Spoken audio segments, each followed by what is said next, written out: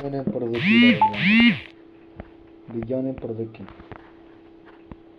विज्ञान एवं जैविक विविधता क्या है? विज्ञान एवं जैविक विविधता। आगे है कि पहला क्वेश्चन है कि मुख्यतः निम्न गैस ग्लोबल वार्मिंग के लिए जिम्मेदार। कौन सी गैस ऐसी है जो ग्लोबल वार्मिंग के लिए जिम्मेदार है? तो हो जाएगा आपका carbon dioxide gas, carbon monoxide CO gas. वर्तमान में ग्लोबल वार्मिंग एवं जलवायु परिवर्तन परीक्षा की दृष्टिकोण से काफ़ी महत्वपूर्ण है। सही बात है। विश्व का औसत तापमान बढ़ना ही वैश्विक तापमान ग्लोबल वार्मिंग कहलाता है।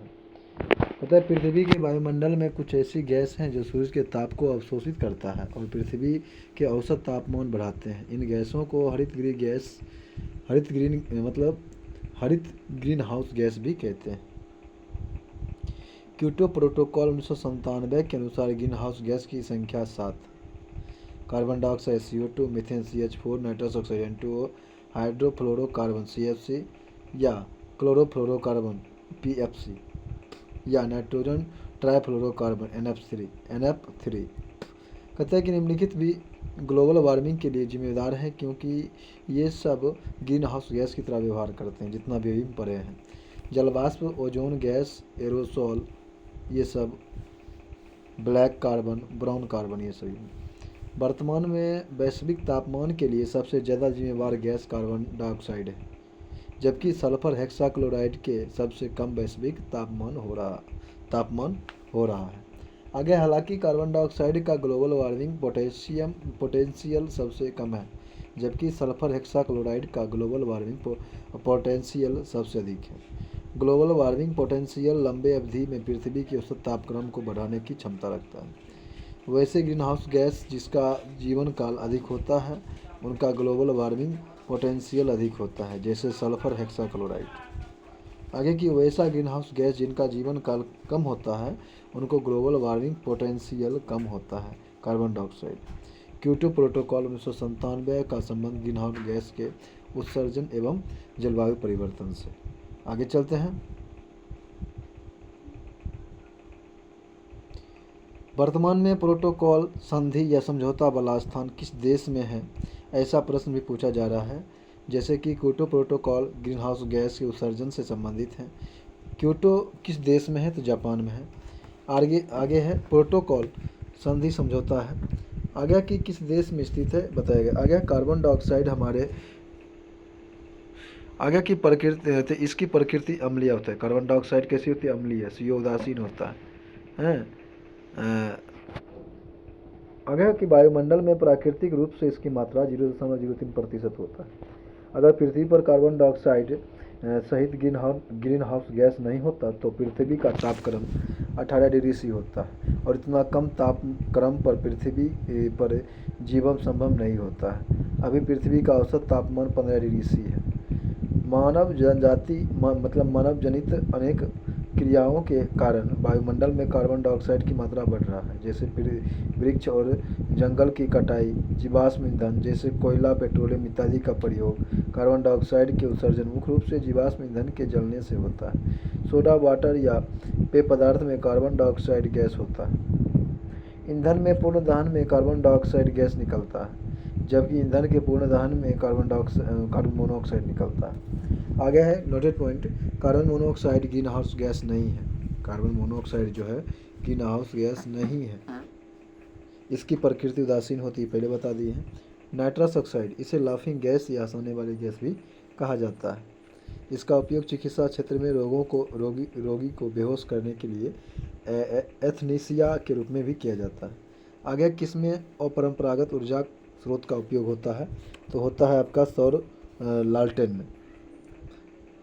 प्रयोग के आधार पर सौर ऊर्जा दो स्रोत हैं, परंपरागत और अपरंपरागत। परंपरागत ऊर्जा स्रोत वैसे ऊर्जा स्रोत जिनका प्रयोग लंबे समय से हो रहा हो, जैसे जीवाश्म ईंधन हो गया, कोयला हो गया, लकड़ी हो गया, चारकोल हो गया, जानवर के गोबर हो गया, मिट्टी का तेल हो गया, टॉर्च हो गया, मोमबत्ती हो गया, बायोमास हो गया, जल हो गया, हाइड्रा पावर हो गया, ये सब। कहता कि अपरंपरागत ऊर्जा स्रोत वैसे ऊर्जा जिनका प्रयोग लंबे समय से नहीं हो रहा हो पर हाल के दिनों में इसका इस्तेमाल होना लगा है, जैसे सौर ऊर्जा, जैव ऊर्जा। आगे चलते हैं। ऊर्जा के नवीकरणीय एवं और नवीकरणीय ऊर्जा भी बांटा जाता है। नवीकरणीय ऊर्जा ऐसा ऊर्जा स्रोत जिसका इस्तेमाल करने पर कभी समाप्त नहीं होगा, जैसे कि इसे बार बार इस्तेमाल किया जा सकता है, जैसे सौर ऊर्जा हो गया, जल ऊर्जा हो गया, बायोमास ऊर्जा हो गया, ये सभी। आगे की और नवीकरणीय ऊर्जा ऐसी ऊर्जा जिनका इस्तेमाल करने पर समाप्त हो जाता है, अर्थात यह सीमित मात्रा में उपलब्ध है, जैसे जीवाश्म ईंधन, कोयला, पेट्रोलियम। आगे चलते हैं। भोपाल गैस त्रासदी के लिए कौन सी बहुराष्ट्रीय कंपनी जिम्मेवार था? तो हो जाएगा आपका यूनियन कार्बाइड। आगे की भोपाल गैस त्रासदी की घटना 2 से 3 दिसंबर 1984 को हुआ था। यूनियन कार्बाइड की फैक्ट्री में मिथाइल आइसोसाइनाइड यानी कि MIC नामक विषैली गैस का रिसाव हुआ था। भोपाल वर्तमान इस समय मध्य प्रदेश की राजधानी है। आगे की भारत भवन भोपाल में ही है। कहता है कि नोकिया मोबाइल फ़ोन निर्माता कंपनी है जो फिनलैंड देश की कंपनी है। कौन? नोकिया। कहता है कि यूनिलीवर ब्रिटेन की है, सैमसंग साउथ कोरिया की है और सोनी जापान की है। फिर से याद है, नोकिया कहाँ का है? फिनलैंड की कंपनी है। यूनिलीवर ब्रिटेन की है, सैमसंग साउथ कोरिया की है और सोनी जापान की है।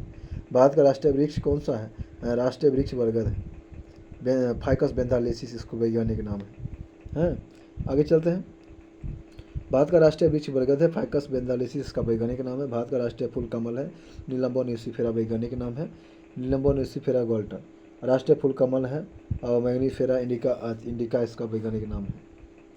आगे राष्ट्रीय फल आम है। आगे राष्ट्रीय पशु क्या है? रॉयल बंगाल टाइगर है। पेंथेरा टिग्रिस लिनास इसका नाम है। राष्ट्रीय वृक्ष विरासत पशु हाथी है। एलिफास मैक्सिकस इंडिकस इसका वैज्ञानिक नाम है। आगे चलते हैं। आगे है राष्ट्रीय जलीय जीव गंगा डॉल्फिन है और वैज्ञानिक नाम प्लाटानिस्टा गंगेटिका है। भारत का राष्ट्रीय ध्वज तिरंगा है। भारत का राष्ट्रीय चिन्ह अशोक स्तंभ है। बिहार का राष्ट्रीय चिन्ह बोध वृक्ष पीपल वृक्ष है। महात्मा बुद्ध को किस वृक्ष के नीचे ज्ञान की प्राप्ति हुई थी? तो पीपल वृक्ष के नीचे या बोधि वृक्ष के नीचे। आगे की बोधि वृक्ष हो जाएगा आपका। वृक्ष बोधि वृक्ष या वृक्ष होगा, बरगद नहीं होगा। आगे की कौन सी एक महत्वपूर्ण हरित गृह गैस है? तो CO2 गैस हो जाएगा, कार्बन डाइऑक्साइड। आगे की हाइड्रोजन से पूछे जाने पर, जैसे कि यह सबसे हाइड्रोजन जो है सबसे हल्की तत्व है। हाइड्रोजन और धातु तत्व है। इसे भविष्य का ईंधन कहा जाता है। इसका ऊष्मीय मांग सबसे अधिक होता है। इसका आवारा धातु भी कहा जाता है। आगे है कि सूर्य का अधिकतम भार हाइड्रोजन से ही बना होता है। हीलियम जिस नाभिक होता है, हाइड्रोजन हीलियम मिलकर बनता है सूर्य के। हाइड्रोजन के बारे में विशेष जानकारी रसायन विज्ञान में दिया जाएगा। आगे है सूर्य सहित सभी तारों का ऊर्जा का स्रोत नाभिकीय संलयन अभिक्रिया। नाभिकीय संलयन अभिक्रिया में हाइड्रोजन के नाभिक जोड़ करके हीलियम नाभिक में बदल जाते हैं और भारी मात्रा में ऊर्जा होता है। सल्फर डाइऑक्साइड कहता है कि सल्फर डाइऑक्साइड से ग्रीन हाउस गैस नहीं है। अम्लीय वर्षा के जिम्मेवार प्रमुख गैस सल्फर और नाइट्रोजन SO2 तथा NO2 है। ग्रीन हाउस गैस की रिपोर्ट के अनुसार दुनिया में सबसे अधिक सल्फर भारत में उत्पादन होता है। ज्वालामुखी क्रिया के दौरान ही भी सल्फर का उत्सर्जन होता है। आगे कौन सा एक संरक्षित जीवमंडल का नाम नहीं है? तो नागरहोल काजीरंगा नहीं है। उसके बाद नंदा देवी है, बांदीपुर है, नागरहोल है। आगे जानेंगे। काजीरंगा राष्ट्रीय उद्यान एवं मानस राष्ट्रीय उद्यान सब असम में एक सींग वाले गेंडा के लिए प्रसिद्ध है। कौन? काजीरंगा। आगे है आगे की फाइकोलॉजी में कवकों का अध्ययन किया जाता है। फाइकोलॉजी में शैवालों का, माइकोलॉजी में कवकों का अध्ययन किया जाता है। शैवाल का अध्ययन फाइकोलॉजी, कवक का अध्ययन माइकोलॉजी, लाइकेन का अध्ययन लाइकेनोलॉजी। लाइकेन में शैवाल एवं कवक के बीच सजीवी संबंध है। शैवाल स्वपोषित होता है, अर्थात प्रकाश संश्लेषी की क्रिया द्वारा अपना भोजन खुद बना सकता है, पर प्रकाश संश्लेषण के लिए जरूरी पानी को शैवाल अवशोषित नहीं कर पाता है। दूसरी तरफ कवक प्रकाश संश्लेषण नहीं कर सकता है, अर्थात यह स्वपोषी नहीं होता है, किंतु यह पानी को अवशोषित कर सकता है। शैवाल और कवक दोनों के मिल जाने से शैवाल को कवक से पानी प्राप्त हो जाता है, जिसे शैवाल प्रकाश संश्लेषण द्वारा भोजन बनाता है और इस भोजन का कुछ अंश कवक को दे देता है। आगे के म्यूटेशन क्या है? किसी जीव के जीवन में अचानक परिवर्तन म्यूटेशन कहलाता है, जैसे कोरोना वायरस के में परिवर्तन हुआ था। आगे की बायोडीजल किससे बनता है? तो बायोडीजल जो है ना आपका यही घास वगैरह से बनता है। बायोडीजल एक नवीकरणीय बायोडिग्रेडेबल ईंधन है जो वनस्पति तेलों और पशु वसा में निर्मित होता है। बायोडीजल एक जैव ईंधन है। जैव ईंधन के बारे में जानेंगे। कोई भी हाइड्रोकार्बन ईंधन जो कम समय यानी कि दिन, सप्ताह या महीना जो भी हो, क्योंकि कार्बनिक पदार्थ से उत्पन्न होता है, जैसे जैव ईंधन माना जाता है। जैव ईंधन ठोस, तरल या गैस प्रकृति का हो सकता है। ठोस लकड़ी, सूखे पौधे की सामग्री और खाद इत्यादि सभी हो जाएगा। आगे है तरल। तरल में आ जाएगा आपका बायो एथेनॉल, बायोडीजल। गैस में आ जाएगा बायोगैस। आगे चलते हैं। भारत में सबसे बड़ा वन्यजीव अभ्यारण्य कौन सा है? ये हो जाएगा आपका दाचीग्राम अभ्यारण्य है, जम्मू कश्मीर। नहीं, हाँ वही होगा दाचीग्राम, जम्मू कश्मीर वाला। नहीं, बांदीपुर राष्ट्रीय उद्यान हो जाएगा ये। ऐसे क्षेत्रफल की दृष्टि से भारत का सबसे बड़ा वन्यजीव अभ्यारण्य कच्छ डिजर्ट है, गुजरात में। क्षेत्रफल की दृष्टि से भारत का सबसे छोटा वन्यजीव अभ्यारण्य पीटी द्वीप में, लक्षद्वीप पर है। कौन सा? पीटी द्वीप। घना पक्षी विहार राजस्थान में है। दाचीग्राम जम्मू कश्मीर है। बांदीपुर कर्नाटक में है। पेरियार केरल में। आगे चलते हैं। भारत में कौन सा क्षेत्र जैव विविधता के लिए स्थल हो जाएगा आपका? पश्चिमी घाट, महाराष्ट्र में पड़ता है। जैव विविधता तप्त स्थल जो जगह आपका है, ऐसे स्थान होते हैं जहाँ बहुत ज़्यादा जैव विविधता होती है, परंतु मानव के हस्तक्षेप के कारण वहाँ पर जैव विविधता का तेज़ी से हानि हो रहा होता है। विश्व में 36 स्थानों को बायोडाइवर्सिटी हॉटस्पॉट की श्रेणी में रखा गया। भारत में 4 स्थानों को बायोडाइवर्सिटी हॉटस्पॉट के रूप में चिन्हित किया गया है। वो जगह आपका पश्चिमी घाट, पूर्वी हिमालय, पूर्वोत्तर भारत जिसको बोलते हैं, इंडो बर्मा, सुंडालैंड या अंडमान निकोबार जिसको बोलते हैं। आगे पर्यावरण से संबंधित शब्द तथा उनके जनक से संबंधित प्रश्न भी वर्तमान पर आगे है कि जैव विविधता शब्द वाल्टर जी रोसेन द्वारा दिया गया था। इसको वाल्टर जी रोसेन के द्वारा दिया गया था। जैव विविधता हॉटस्पॉट शब्द नॉर्मन मायर्स द्वारा दिया गया था। पारिस्थितिकी शब्द अर्नस्ट हैकेल के द्वारा दिया गया था। पारिस्थितिकी तंत्र शब्द का आर्थर सी ट्रांसले द्वारा दिया गया था। थॉमस काइलाइल ने पर्यावरण शब्द दिया था। पारिस्थितिकी पिरामिड चार्ल्स एल्टन द्वारा विकसित किया गया था। जैव विविधता दिवस 22 मई को मनाया जाता है। आगे चलते हैं। पर्यावरण से संबंधित महत्वपूर्ण दिवस जिनसे अक्सर प्रश्न पूछा जाता है, जैसे कि 2 फरवरी को आर्द्र भूमि दिवस, विश्व जल दिवस, 22 मार्च को हो जाएगा विश्व जल दिवस, 22 अप्रैल को, नहीं 22 मार्च को। आगे है कि आर्द्र भूमि दिवस 2 फरवरी को, विश्व जंगल दिवस 21 मार्च को, पृथ्वी दिवस, विश्व जल दिवस या बिहार दिवस 22 मार्च को मनाया जाता है। पृथ्वी दिवस जगह आपका 22 अप्रैल को। विश्व पर्यावरण दिवस 5 जून को 1973 से मनाया जाता है। अंतर्राष्ट्रीय योग दिवस 21 जून को। विश्व जनसंख्या दिवस 29 जुलाई को। पर्यटन दिवस 27 सितंबर को मनाया जाता है।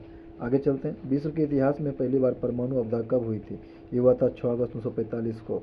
कहाँ? हिरोशिमा पर। हाँ, परमाणु आपदा टॉप आगे है। 6 अगस्त 1945 को अमेरिका द्वारा जापान के हिरोशिमा पर विश्व का पहला परमाणु बम गिराया गया था, जिसे विश्व का प्रथम परमाणु आपदा कहा जाता है। हिरोशिमा पर लिटिल बॉय नामक परमाणु गिराया गया था, जिसमें यूरेनियम का इस्तेमाल किया गया था। 9 अगस्त को नागासाकी पर गिराया गया था, इसमें फैटमैन पर का प्रयोग किया गया था। गिराने का आदेश हेनरी ट्रूमैन ने दिया था, अमेरिकी के राष्ट्रपति थे। अब आगे के प्लूटोनियम का इस्तेमाल किया जाता है, आगे जिसमें प्लूटोनियम का इस्तेमाल किया गया था। इस आगे की चार्नोबिल परमाणु दुर्घटना यूक्रेन में 26 अप्रैल 1986 को हुआ था। फुकुशिमा परमाणु दुर्घटना जापान में हुआ था 11 मार्च 2011 को। आगे परमाणु बम अनियंत्रित विखंडन अभिक्रिया पर काम करती है। नाभिकीय रिएक्टर नियंत्रित नाभिकीय संलयन पर काम करता है। हाइड्रोजन बम नाभिकीय संलयन अभिक्रिया पर काम करता है। सूर्य एवं सभी तारों की ऊर्जा का सोर्स जो है नाभिकीय संलयन नहीं है। रॉबर्ट ओपनहाइमर को परमाणु बम का जनक कहा जाता है। एडवर्ड टेलर को हाइड्रोजन बम का जनक कहा जाता है। आगे चलते हैं।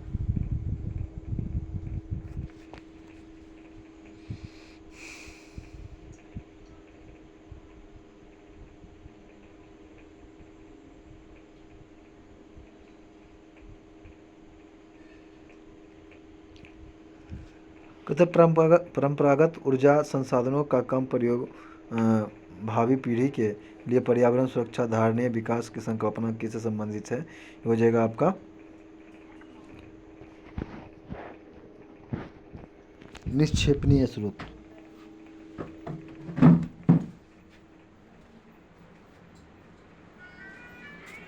की भेलै? हाँ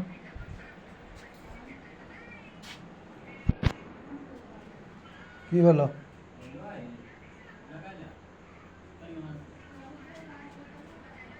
निक्षेपणीय स्रोत हो जाएगा। आगे है what does the concept of sustainable development related to? आगे है वही धारणीय विकास या सतत विकास, इसके बारे में जानेंगे। यह शब्द ब्रेटलैंड कमीशन द्वारा 1987 में दिया गया था। सतत विकास विकास की ऐसी प्रक्रिया है जिसमें प्राकृतिक संसाधनों का इस तरह से प्रयोग करना है जिसमें हमारी वर्तमान आवश्यकताओं को तो पूर्ति हो ही साथ में भविष्य की आवश्यकता की पूर्ति हो। प्राकृतिक संसाधन का न्यूनतम उदाहरण कर अधिक मानव का कल्याण करने का प्रयास। कहता है कि ब्रंटलैंड कमीशन का थीम क्या था? हमारी साझा भविष्य। यह प्रश्न आगे है संयुक्त राष्ट्र द्वारा 2015 से 2030 तक के लिए सतत विकास लक्ष्य जो है ना रखा गया है। औद्योगिक क्रांति के बाद विकास की जो प्रक्रिया अपनाई गई जिससे के कारण पर्यावरण संबंधित कई तरह की समस्याएं जैसे कि जलवायु परिवर्तन हो गया, ग्लोबल वार्मिंग हो गया, वैश्विक प्रदूषण हो गया इत्यादि का सामना करना जो है ना पड़ा, अर्थात सतत विकास नहीं हुआ। आगे है कि सुनहरी या गोल्ड चावल है, सुनहरी गोल्डन चावल है। कहता है कि कौन सा हो जाएगा? यह हो जाएगा आपका एक ट्रांसजेनिक चावल की किस्म है जिसमें कैरोटीन के लिए जिन तत्व उपलब्ध रहता है। आगे कि यह एक ट्रांसजेनिक चावल की किस्म है जिसमें क्रेटिन के लिए जिन तत्व उपलब्ध रहता है। सुनहरी चावल या गोल्ड चावल के बारे में जानेंगे। इसमें विटामिन ए प्रचुर मात्रा में पाया जाता है।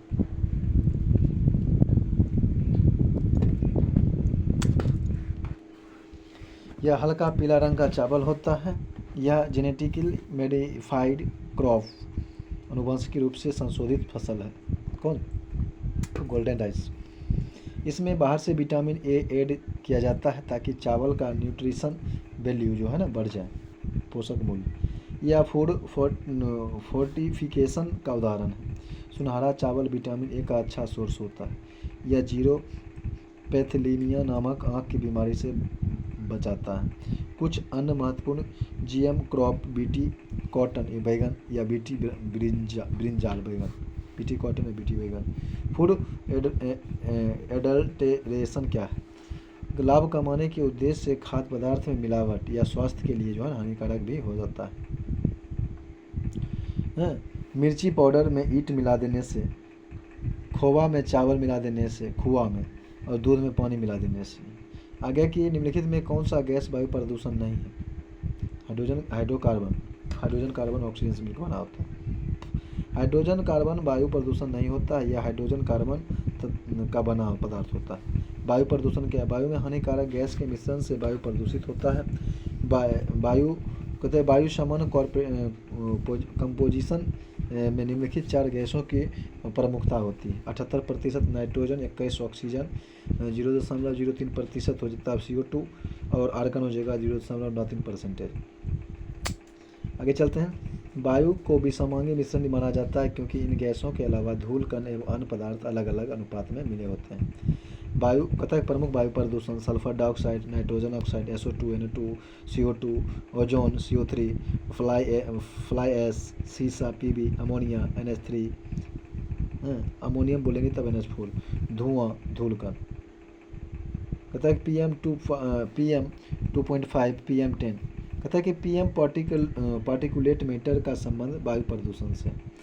कार्बन डाइऑक्साइड को वायु प्रदूषण नहीं माना जाता है, लेकिन वायु प्रदूषण का सूचक होता है, जबकि ट्यूबीफैक्स जल प्रदूषण का सूचक होता है। ट्यूबीफैक्स इन्हें सूचक प्रजाति भी कहा जाता है। आगे की बोर्ड या कोड का संबंध जल प्रदूषण से। महात्मा गांधी राष्ट्रीय समुद्र उद्यान कहाँ स्थित है? वो हो जाएगा आपका रामेश्वरम पोर्ट ब्लेयर में। कहाँ? दक्षिण अंडमान में, पोर्ट ब्लेयर में। आगे चलते हैं।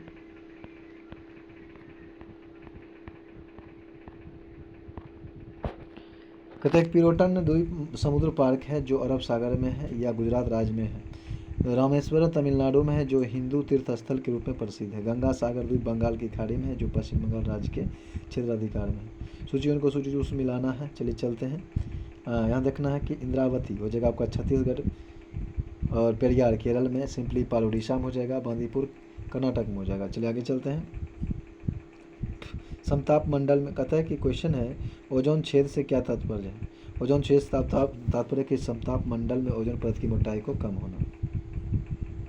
ओजोन परत, समताप मंडल के ओजोन गैस की एक परत पाई जाती है, इसलिए समताप मंडल को ओजोन स्फीयर भी कहा जाता है। ओजोन ऑक्सीजन का अपरूप होता है। यह सूर्य से आने वाली पराबैंगनी किरणों को अवशोषित कर मनुष्य को त्वचा एवं कैंसर जैसी बीमारियों से बचाती है। 20 से 35 किलोमीटर के बीच ओजोन परत की सघनता सबसे अधिक होता है। ओजोन छेद क्या है। ओजोन छेद सर्वप्रथम अंटार्कटिका में देखा गया था। इसकी खोज ब्रिटेन के वैज्ञानिक फोरमैन द्वारा किया गया था। कहता है कि क्लोरीन गैस ऑक्सीजन के अणु को तोड़ देता है, जिस कारण से ओजोन जो है परत में छेद हो जाती है। ओजोन छेद के लिए जिम्मेवार प्रमुख गैस है CFC, क्लोरोफ्लोरोकार्बन। आगे चलते हैं। आगे क्लोरोफ्लोरोकार्बन का सोर्स एयर कंडीशनर, फोम उद्योग इत्यादि में किया जाता है। ओजोन परत के संरक्षण से संबंधित संधि या प्रोटोकॉल, इसके बारे में जानेंगे। वियना कन्वेंशन 1983 में हुआ था। ओजोन परत के संरक्षण से संबंधित है, पर इस कन्वेंशन से ज़्यादा लाभ नहीं हुआ। मॉन्ट्रियल प्रोटोकॉल 1987 में हुआ था, ओजोन परत के संरक्षण से संबंधित है। आगे है कौन, मॉन्ट्रियल प्रोटोकॉल 1987 में हुआ था। आगे की यह निर्णय लिया गया था कि क्लोरोफ्लोरोकार्बन की जगह हाइड्रोफ्लोरो CFC की जगह HFC कार्बन का इस्तेमाल को बढ़ावा दिया जाएगा। मॉन्ट्रियल प्रोटोकॉल का सफल वैश्विक संधि है। मॉन्ट्रियल कनाडा में है। आगे ओजोन गैस जब समताप मंडल में होता है तो यह मनुष्य के लिए अच्छा होता है, क्योंकि यह पराबैंगनी किरणों से रक्षा करता है, लेकिन जब यह क्षोभमंडल पर होता है तब यह वायु प्रदूषण फैलाता है, अगर ग्रीन हाउस गैस की तरह व्यवहार करता है। अगर मॉन्ट्रियल रिकॉर्ड का संबंध आर्द्र भूमि या वेटलैंड के संरक्षण से है, जबकि मॉन्ट्रियल प्रोटोकॉल का संबंध ओजोन परत से है।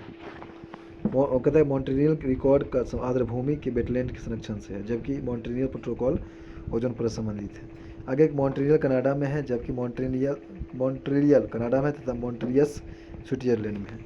कौन सा कथन पेटेंट के संदर्भ में सही नहीं है।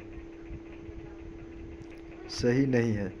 पेटेंट एक विशिष्ट प्रकार का अधिकार है जो किसी आविष्कार, कोई उत्पाद या प्रक्रिया को जो किसी कार्य को नए तरीके से करना है के लिए प्रदान किया जाता है, जो सही है। पेटेंट अपने मालिक को उसके आविष्कार की सुरक्षा प्रदान करता है, भी सही है।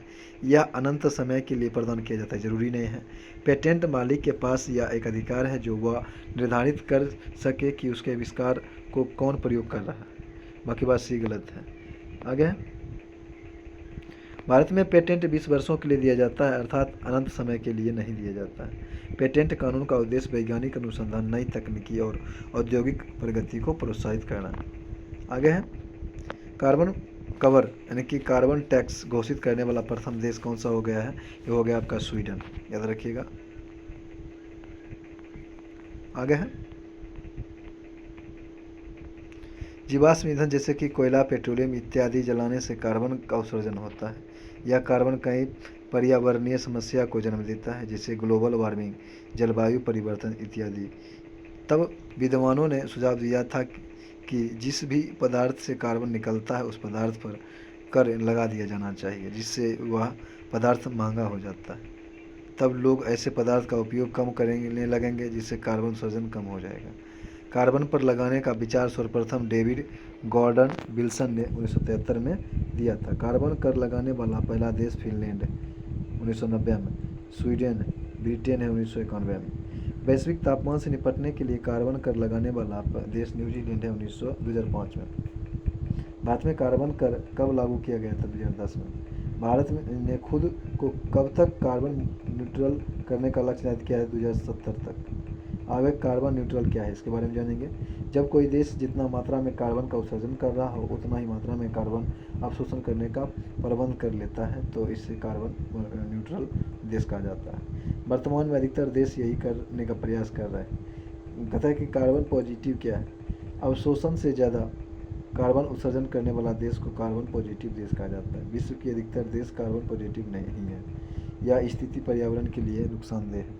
कार्बन निगेटिव, कहता है कि अवशोषण से कम कार्बन उत्सर्जन करने वाले देश को कार्बन नेगेटिव देश कहा जाता है। यह स्थिति पर्यावरण के लिए अनुकूल होता है। विश्व का प्रथम कार्बन नेगेटिव देश भूटान है। कौन सा है? भूटान। वर्तमान में मात्र 3 ऐसे देश हैं जो कार्बन नेगेटिव हैं। भूटान हो जाएगा, सूरीनाम हो जाएगा और पनामा हो जाएगा। सबसे ज़्यादा मात्रा में कार्बन उत्सर्जन करने वाला देश चीन है, फिर अमेरिका, फिर भारत। प्रति व्यक्ति सबसे ज़्यादा कार्बन उत्सर्जन करने वाला देश संयुक्त अमेरिका सबसे ज़्यादा करता है प्रति व्यक्ति। आगे चलते हैं। आगे कि कौन सा राष्ट्रीय उद्यान एशियाई शेर के लिए प्रसिद्ध है? वो जगह आपका गिर राष्ट्रीय उद्यान गुजरात में। पूरे विश्व में एशियाई शेर सिर्फ भारत में ही पाया जाता है, वो भी मध्य प्रदेश में। भारत में एशियाई शेर सिर्फ गुजरात के गिर राष्ट्रीय उद्यान में पाए जाते हैं। एशियाई शेर को गुजरात का गर्व कहा जाता है। कुछ जीव जंतुओं से संबंधित पार्क से भी प्रश्न पूछे जा सकते हैं। आगे कि कच्छ का रण गुजरात में है, जंगली गधा के लिए है। कहता है काजीरंगा एवं मानस असम में है, एक सिंह वाले गैंडा के लिए प्रसिद्ध है। दाची ग्राम जम्मू कश्मीर में है, सफ़ेद भालू के लिए। डेजर्ट नेशनल पार्क राजस्थान में ऊँट के लिए। केवलादेव घना पक्षी बिहार राजस्थान में, साइबेरियन क्रेन के लिए। सुंदरबन पश्चिम बंगाल में, रॉयल बंगाल टाइगर यह भारत का सबसे राष्ट्रीय पशु है। आगे कि केबुल लमजाओ मणिपुर में नेशनल पार्क पर है। विश्व का एकमात्र तैरता हुआ राष्ट्रीय उद्यान है, लोकटक झील पर है। आगे है कि नोट पुलिकट झील तमिलनाडु एवं मध्य प्रदेश की सीमा पर है। साइलेंट वैली ये शांत घाटी केरल में।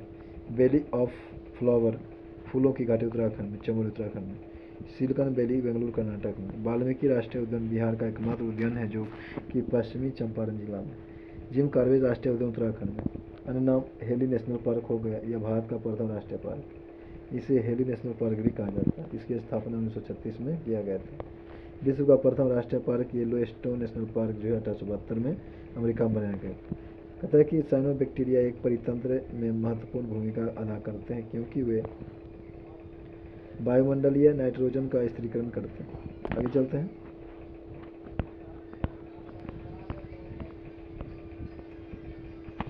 भारतीय मिट्टी में नाइट्रोजन, फास्फोरस, पोटेशियम की कमी होता है। इस कमी को दूर करने के लिए मिट्टी में खाद व उर्वरक का प्रयोग किया जाता है।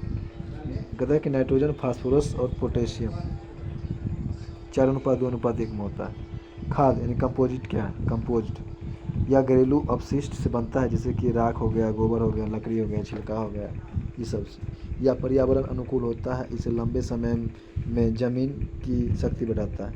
उर्वरक फर्टिलाइजर कहता है कि यह प्रयोगशाला, फैक्ट्री या कंपनी में से रासायनिक विधि द्वारा बनाया जाता है। पर्यावरण अनुकूल नहीं होता है, इसके प्रयोग से शुरुआत में जमीन से उत्पादन को बढ़ाता है, लेकिन लंबे समय में मिट्टी की उर्वरा शक्ति कम कर देता है, साथ ही मिट्टी को प्रदूषित कर देता है।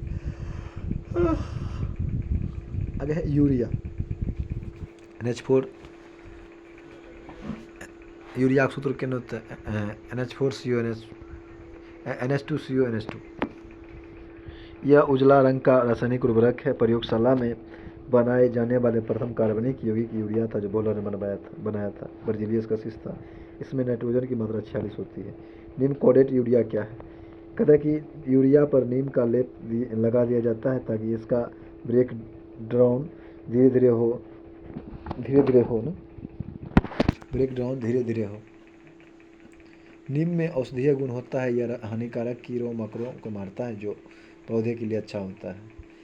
पौधे नाइट्रोजन को सीधे नाइट्रेट के रूप में ग्रहण नहीं करते हैं, बल्कि नाइट्रोजन के रूप में नहीं करता है, बल्कि नाइट्रेट के रूप में ग्रहण करता है। नाइट्रोजन स्थिरीकरण क्या है? कहते हैं कुछ पौधे वायुमंडल में स्थित नाइट्रोजन का अमोनिया में परिवर्तन कर देता है, बाद में यह अमोनियम नाइट्रेट में परिवर्तित हो जाता है। इसी को नाइट्रोजन स्थिरीकरण कहा जाता है। दलहनी पौधा के जड़ों में पाए जाने वाले राइबोजियम जीवाणु नाइट्रोजन स्थिरीकरण करता है। प्रमुख जीवाणु जो नाइट्रोजन स्थिरीकरण में मदद करते हैं वो जगह आपका राइबोजियम हो जाएगा, नाइट्रोबैक्टर हो जाएगा, एजोबैक्टर हो जाएगा और साइनोबैक्टीरिया हो जाएगा। कहते हैं कौन सा जीवाणु विनाइट्रीकरण की क्रिया में भाग लेता है? स्यूडोमोनास या प्लस स्यूडोमोनास। आगे चलते हैं। जैव उर्वरक बायो फर्टिलाइजर क्या है? जब जैविक पदार्थ का इस्तेमाल उर्वरक के रूप में किया जाता है तब उसे बायो फर्टिलाइजर कहा जाता है। जैविक उर्वरक सामान्यतः जीवाणु एवं कवक से बनाए जाते हैं। कहते हैं कि नोस्टा, माइकोराइजा, एजेक्टोबैक्टर, राइबोजियम, एजोसोपीरियम। सामाजिक वानिकी किससे संबंधित है? सामाजिक वानिकी जो है आपका खाली जमीन पर ईंधन, चारे के लिए तथा पर्यावरण हित के लिए पादप लगाना होता है। कहता है पौधे लगाने को वानिकी कहा जाता है, और जब सामूहिक रूप से ये काम किया जाता है तो सामूहिक वानिकी कहा जाता है। पेड़ पौधे क्यों जरूरी है, इसके बारे में जानेंगे। मनुष्य एवं जीवाश्म ईंधन द्वारा जो कार्बन उत्सर्जन होता है, उस कार्बन का कुछ भाग पेड़ पौधे प्रकाश संश्लेषण में इस्तेमाल करते हैं। शेष कार्बन को पेड़ पौधे अपनी जड़ से स्टोर कर लेते हैं, जिसे ग्रीन कार्बन कहा जाता है। समुद्र में जो कार्बन स्टोर होता है उसे ब्लू कार्बन कहा जाता है। आगे के एक परितंत्र में अपघटक कौन से होते हैं? वो होता है आपका कवक और जीवाणु। कहता है कि डिकम्पोजर अपघटक ऐसे जीव होते हैं जो मृत या सड़ने वाले जीवों को तोड़ देते हैं, विघटन करते हैं, उनसे पोषण प्राप्त करते हैं।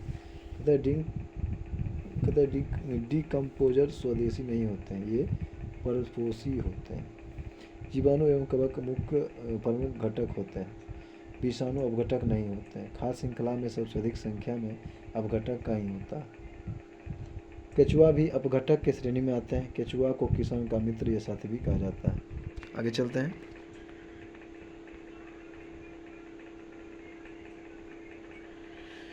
आगे कि एक परितंत्र में कीस्टोन जाति का क्या तात्पर्य है? कीस्टोन जाति का तात्पर्य है कि एक जाति को जो समुदाय में निम्नलिखित प्रचुरता में रहता है, परंतु समुदाय संरचना और कार्य में बड़ा प्रभावी लाती है, जैसे कि बाघ और शेर हो गए। अतः कि इंडिजीनियस या नेटिव स्पीशीज देसी प्रजाति, किसी खास क्षेत्र के मूल निवासी को उस क्षेत्र का देसी प्रजाति कहा जाता है। ये पर्यावरण अनुकूल होते हैं। इन्हें जीव स्पीशीज या विदेशी प्रजाति, किसी खास क्षेत्र में दूसरे स्थान से आने वाले प्रजातियों को विदेशी प्रजाति कहा जाता है। आगे यह देसी प्रजाति के लिए उपलब्ध भोजन से ही अपना पोषण प्राप्त करते हैं, जिससे देसी प्रजातियों के लिए कम भोजन बच पाता है एवं ये मरने लगते हैं। विदेशी प्रजातियां पर्यावरण के लिए अनुकूल नहीं होती, जैसे कि सूचक संकेत प्रजाति। ये ऐसे जीव होते हैं जिनकी उपस्थिति, अनुपस्थिति एवं विशिष्ट पर्यावरण स्थितियों को दर्शाती है। ये विशेष परिस्थिति तंत्र को जैविक की स्थिति में बदलाव का संकेत करते हैं, जैसे लाइकेन वायु प्रदूषण का सूचक। लोकटक झील जो तैरते द्वीपों के लिए प्रसिद्ध है, कहाँ स्थित है? मणिपुर में। आगे इस झील में विश्व का एकमात्र तैरता हुआ राष्ट्रीय उद्यान किबुल लामजाओ है। भारत का सबसे बड़े मीठे पानी की झील वुलर झील जम्मू कश्मीर में। झील के बारे में अधिक जानकारी देंगे। आगे पुलिकट झील और लोकटक झील, कहता है कि कन्फ्यूजन हो सकता है मणिपुर में और आंध्र प्रदेश की सीमा पर। श्रीहरिकोटा द्वीप पुलिकट झील के पास ही आंध्र प्रदेश में। इस द्वीप पर सतीश धवन अंतरिक्ष परीक्षण केंद्र है। आगे चलते हैं।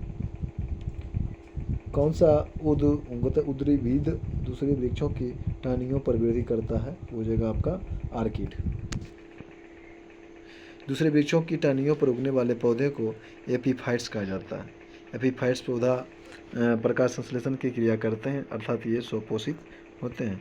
दूसरे पौधों पर ये सिर्फ यांत्रिक सहारा के लिए उगते हैं। भारत के अरुणाचल प्रदेश में इस तरह के पौधे की संख्या काफ़ी है। विश्व में सबसे अधिक एपीफाइट्स पौधा ब्राज़ील के अमेज़न जंगल में पाए जाते हैं। इसी से संबंधित आगे है जीरोफाइट, यह जो मरुद्वीप पौधा रेगिस्तान में उगने वाला। हेलोफाइट, नमकीन चट्टान जगह पर उगने वाला। आगे कि न्यूजीलैंड का कौन सा पक्षी विलुप्त हो गया है? अब होगा आपका मोआ। कौन हो जाएगा? मोआ। यह न्यूजीलैंड का राष्ट्रीय पक्षी है। यह न उड़ सकने वाली पक्षियों में सबसे छोटा है। कौन? कीवी। डोडो यह न उड़ सकने वाली पक्षी तथा वर्तमान में विलुप्त हो गया है। यह मुख्य रूप से हिंद महासागर के मॉरिशस द्वीप पर पाया जाता था। इसका अन्य नाम सोहन चिड़िया या तिलोर या हकना। यह बड़ा आकार का पक्षी है जो स्टेपी घास मैदान में पाया जाता है। यह उड़ सकता है, लेकिन ये उड़ने के बजाय अपने शक्तिशाली टांगों पर चलना ज़्यादा पसंद करते हैं। IUCN द्वारा संकटग्रस्त जीवों की सूची जारी किया जाता है, जिसे रेड डाटा बुक कहा जाता है। रेड डाटा बुक से संबंधित प्रश्न जानेंगे। आगे चलते हैं।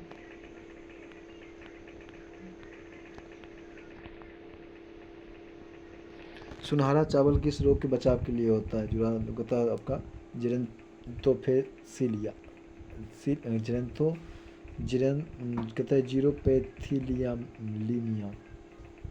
कहता है कि जीरोपेंथिलीमिया आँख की बीमारी है। सुनहरा चावल से पहले भी प्रश्न आ गया। गलगंड या गला से संबंधित बीमारी है जो आयोडीन की कमी से होता है। इसका सामान्य नाम गंगा रोग या गोइटर है। बेरीबेरी विटामिन B1 की कमी से होता है। बेरीबेरी प्लेग्रा विटामिन B3 का सही नाम है नियासिन। मॉन्ट्रियल प्रोटोकॉल किस संबंधित है?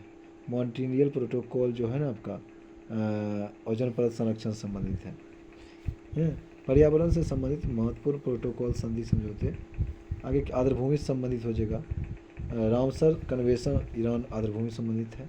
मॉन्ट्रियल रिकॉर्ड का भी आर्द्रभूमि से संरक्षण में। स्टॉकहोम कन्वेंशन स्वीडन 1972 में पर्यावरण सम्मेलन हुआ था।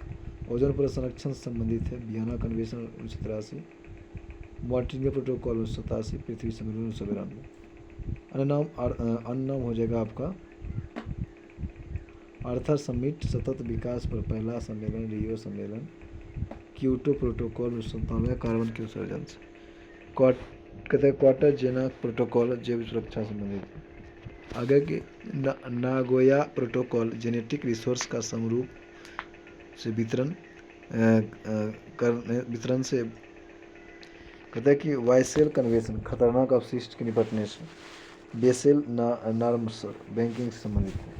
बुन कन्वेक्शन प्रवासी पक्षी से। प्राकृतिक आपदा संबंधित योकोहामा सम्मेलन 1994 में हुआ था। शंघाई फ्रेमवर्क 2015 में। ये दोनों सर जापान में। कहता है कि एसीजी टारगेट जैव विविधता संबंधित है। जापान की अनुसंधान संस्थान कहाँ है? हो जाएगा देहरादून।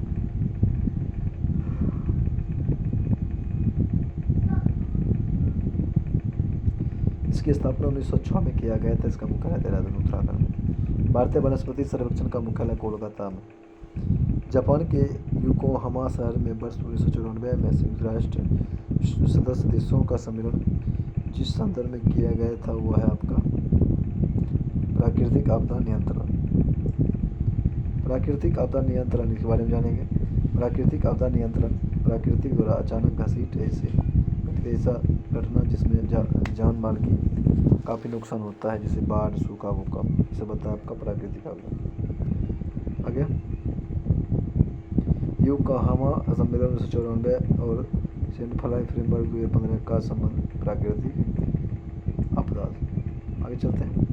क्योटो प्रोटोकॉल का उद्देश्य जो है, क्योटो प्रोटोकॉल का उद्देश्य किसकी मात्रा में कम करना है? हो जाएगा आपका ग्रीन हाउस गैस। ऊर्जा का स्तर होता है, ऊर्जा का स्तर पिरामिड होता है आपका हमेशा सीधा। आगे है खाद्य श्रृंखला में ऊर्जा का प्रवाह हमेशा एक दिशा नहीं होता। पारिस्थितिकी पिरामिड 3 प्रकार के होते हैं। ऊर्जा पिरामिड या पिरामिड हमेशा सीधा। आगे चलते हैं।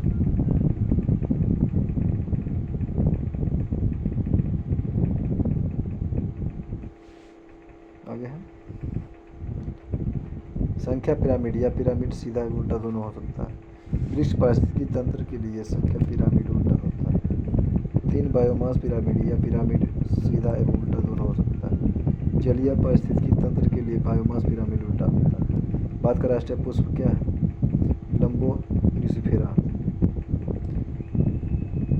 आगे पेयजल में निम्न में किसकी अधिकता के कारण ब्लू बेबी सिंड्रोम हो जाता है? नाइट्रेट के अधिकता के कारण।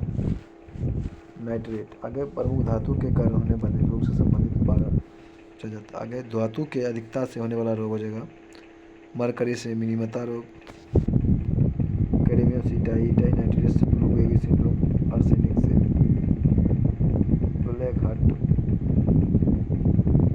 Black foot एडिजीज। कहता है फ्लोराइड दांतों एवं हड्डियों का असर होता है। आयोडीन की कमी से घेंगा या गलगंड या गोइटर रोग होता है। आगे की ब्रंटलैंड रिपोर्ट जो सतत विकास के संदर्भ में है उसका शीर्ष क्या है? उसका शीर्ष है कि आवर कॉमन फ्यूचर। आगे चलते हैं। ब्रंटलैंड रिपोर्ट 1987 में प्रकाशित हुआ था, जिसका मुख्य विषय हमारा साझा भविष्य अर्थात आवर कॉमन फ्यूचर था। इसमें पहली बार सतत विकास को परिभाषित किया गया था। भारत सतत विकास के बारे में पहले ही प्रश्न आ गया। प्रत्येक वर्ष किस दिवस मनाया जाता है? जल दिवस 22 मार्च को। आगे चलते हैं, बस आज यहीं तक।